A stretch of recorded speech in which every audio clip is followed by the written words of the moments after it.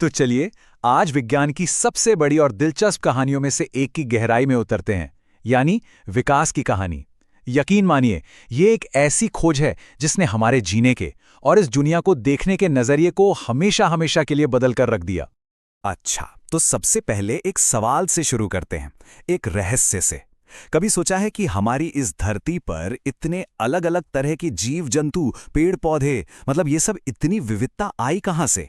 तो चलिए आज हम सब मिलकर वैज्ञानिक जासूस बनते हैं और इस सवाल का जवाब ढूंढ निकालते हैं।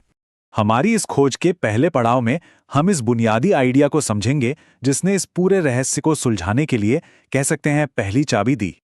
और ये रहा हमारा पहला सुराग। विकास या एवोल्यूशन का मतलब बहुत सीधा सा है, समय के साथ जीवों में होने वाला धीमा लगातार बदलाव। ये परिभाषा सुनने में भले ही आसान लगे, पर यह एक बहुत बड़ी कामयाबी थी और इसका पूरा श्रेय जाता है चार्ल्स डार्विन को, जिन्हें हम फादर ऑफ एवोल्यूशन के नाम से भी जानते हैं। तो डार्विन की ये जो थ्योरी है ना, वो असल में 3 मेन पिलर्स पे खड़ी है। पहला है विभिन्नता यानी वेरिएशन, मतलब कोई भी 2 जीव एक जैसे नहीं होते, उनमें कुछ ना कुछ फर्क जरूर होता है। दूसरा है प्राकृतिक चयन यानी नेचुरल सिलेक्शन। इसमें प्रकृति खुद चुनती है कि कौन से गुण जिंदा रहने के लिए बेहतर हैं, और इसी का नतीजा है योग्यतम की उत्तरजीविता यानी सर्वाइवल ऑफ द फिटेस्ट। जो जीव अपने माहौल में सबसे अच्छे से फिट हो जाता है वही बचता है और अपने ये खास गुण अगली पीढ़ी को देता है। चलिए अब थोड़ा और आगे बढ़ते हैं और ये समझते हैं कि ये बदलाव असल में होता कैसे है। वो कौन सा इंजन है जो नई नई प्रजातियों को जन्म देता है। इस कमाल की प्रक्रिया का एक नाम है स्पेसिएशन।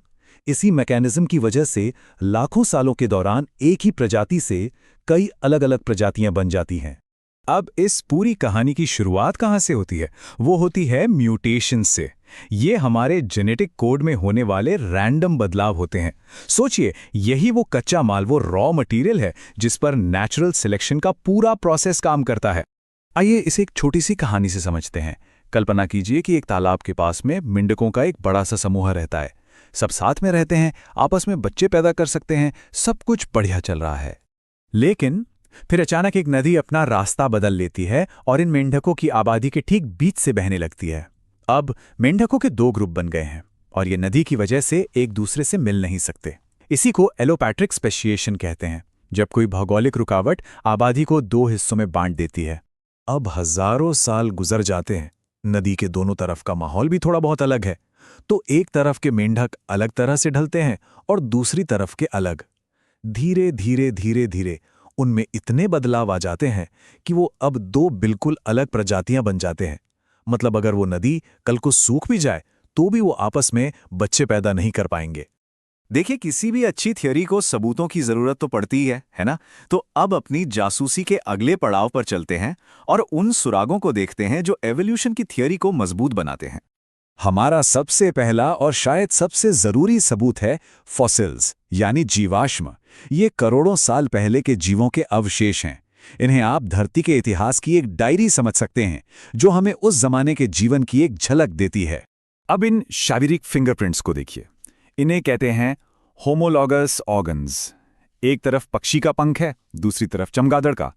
दोनों के काम अलग हैं, पर उनकी हड्डियों की बनावट, उनका बेसिक स्ट्रक्चर एक जैसा है। ये एक पक्का सुराग है कि ये दोनों किसी एक ही कॉमन पूर्वज से विकसित हुए हैं।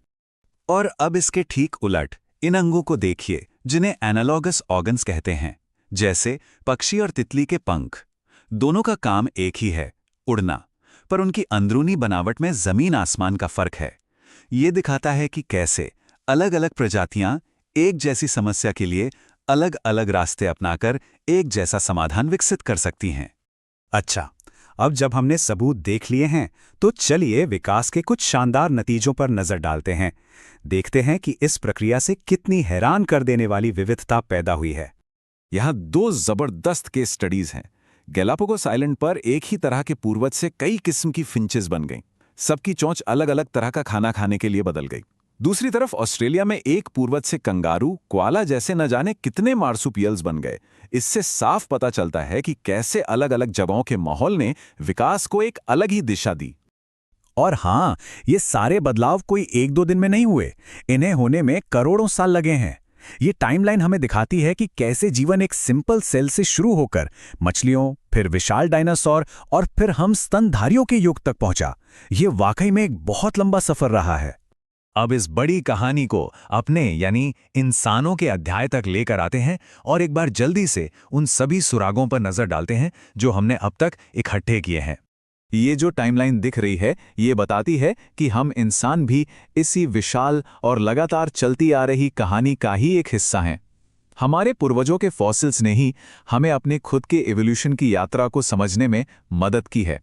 तो चलिए एक छोटा सा क्विज हो जाए, देखते हैं कितना याद रहा। पहला सवाल, होमोलॉगस और एनालॉगस अंगों में मेन डिफरेंस क्या है? सोचिए। हाँ, होमोलॉगस अंगों का स्ट्रक्चर सेम होता है, जबकि एनालॉगस अंगों का फंक्शन सेम होता है। दूसरा सवाल, डार्विन की फिंचेस का अलग-अलग चोंच के आकार में बंट जाना ये किस प्रक्रिया का क्लासिक एग्जाम्पल है? इसका जवाब है एडैप्टिव रेडिएशन, यानी अनुकूली विकिरण। और ये रहा आखिरी सवाल, वो कौन सी चीज है जो एवोल्यूशन के लिए रॉ मटेरियल का काम करती है, जिस पर नेचुरल सिलेक्शन का पूरा खेल टिका है? बिल्कुल सही, इसका जवाब है म्यूटेशन, यानी उत्परिवर्तन। बहुत बढ़िया। आइए हमारी इस खोज के सबसे जरूरी शब्दों को एक बार फिर से देख लेते हैं। यही वो कॉन्सेप्ट्स हैं जो हमें एवोल्यूशन की पूरी कहानी को समझने में मदद करते हैं।